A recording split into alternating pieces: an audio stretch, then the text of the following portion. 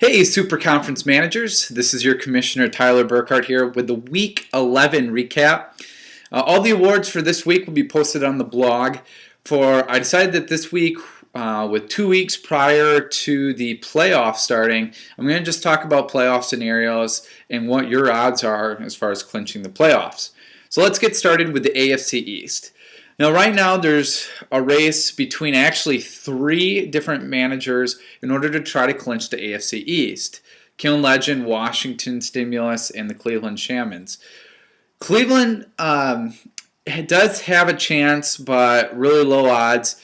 They would need to go 2-0, and they would have to have Kiln pretty much lose out, and they would also have to beat Washington in Week 13. So a lot of things have to go their way. So ultimately, we have only 2 teams that have a shot. First of all, Washington is at the top, but I only think they have a 45% chance of doing it, and here's why. Right now, they do have the best divisional record, but Kiln Legend has 2 incredibly easy opponents left. They have the LA Seismic Quakes and the New York Yankees. So most likely, nothing's guaranteed, but most likely Kiln Legend will go 2-0. Meaning that if Washington Stimulus wants to keep the tiebreaker of the division, they would also need to go 2-0.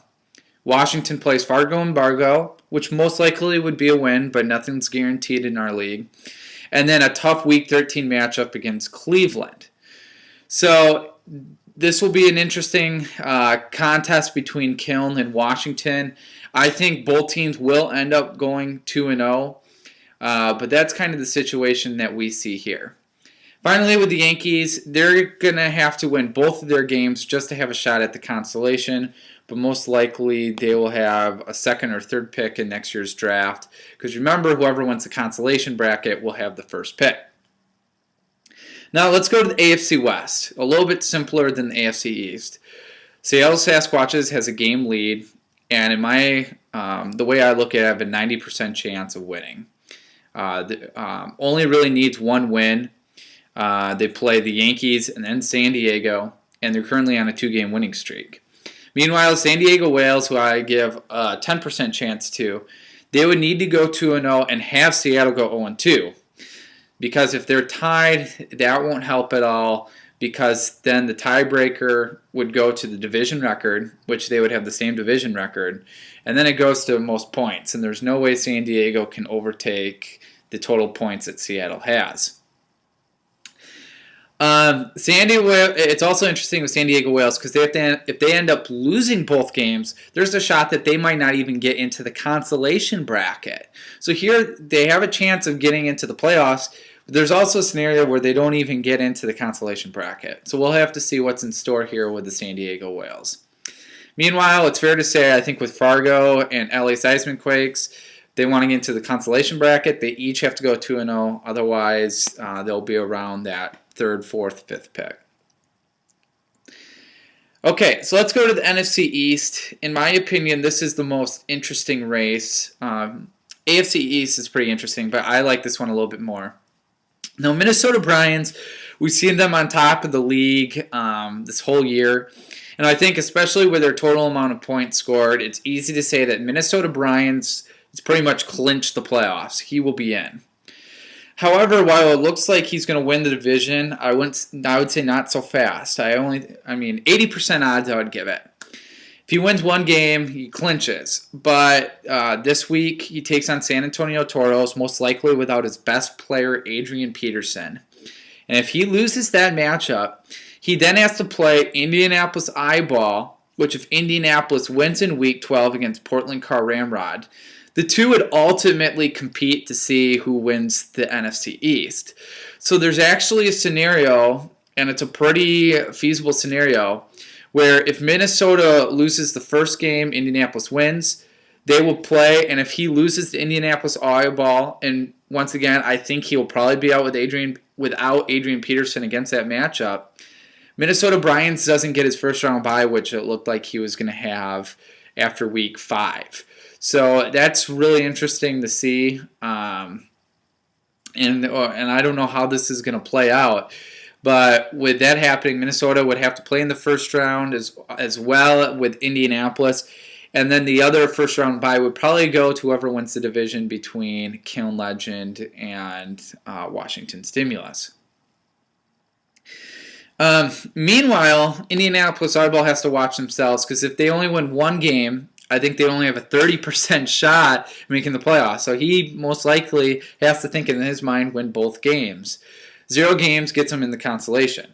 Now the reason why he has to win is because we already talked about Cleveland at that 6-5 mark, but another team that's 5-6 and is approaching is Green Bay Legends. Now Green Bay has 2 games left, one against Oakland and then one against New York Blackout. And if he can win both of those games and have a little help in having all the 6-5 teams go 1-1, he's then tied with them, and it comes down to total points as far as the tiebreaker. So I give Green Bay Legends probably a 5 to 10% chance of just making the playoffs. A lot of things have to happen his way. But, I mean, that chance is still there. And so that was a big key win against Indianapolis just to keep them in the conversation. Meanwhile, New York Blackout is mathematically eliminated. 2 wins, though, would guarantee him in the consolation. And one win would probably give him a 50% shot of getting in. So let's finally go to the NFC West, where San Fran Frenzy is probably a 99.9% favorite of clinching that division. The only scenario is they go 0-2, Oakland goes 2-0, and then Oakland somehow makes up 100 points for that tiebreaker. Because once again, their division records would be the same if that happened, so then it would go to total points. It's most likely San Fran Frenzy's okay clinching the title. Matter is if are they going to have a first round bye or not. And with injuries to McFadden, Andre Johnson, who I think is going to be back, and Fred Jackson, I know is hurt, but I think he's going to be able to play next week. Still a lot of question marks with his team. So anything can happen here, open up some first-round bye opportunities, and we'll see what happens. Well, let's go to Oakland Velos, because he's battling for a wild card. If he wins both games, I think he's in the playoffs. I think that would be pretty fair to say.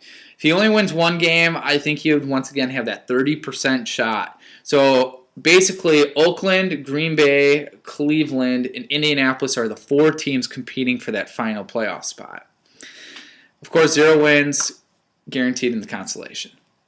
Okay, San Antonio, I know mathematically still has a shot, but way too many things would have to go in his favor, and he would have to put up about 150 points each week. So I'm going to say he has no shot for the playoffs, even though technically he does. 2 wins would guarantee him, though, I think a bye in the consolation bracket, and then 1 win gets him in the consolation bracket, but 0 wins, he's out. Portland Car Ramrod needs 1 or 2 wins to get in the consolation bracket. So what do I think are going to be the end results? The end results, I have Minnesota Bryants and San Fran Frenzy both going 1-1 in the final 2 weeks.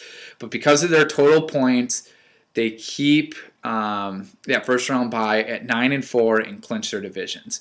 I have Washington Stimulus going 2-0, going 9-4, clinching the AFC East, and Seattle clinching the AFC West with an 8-5 record. Then I have Kiln Legend still going 2-0, so he's 9-4.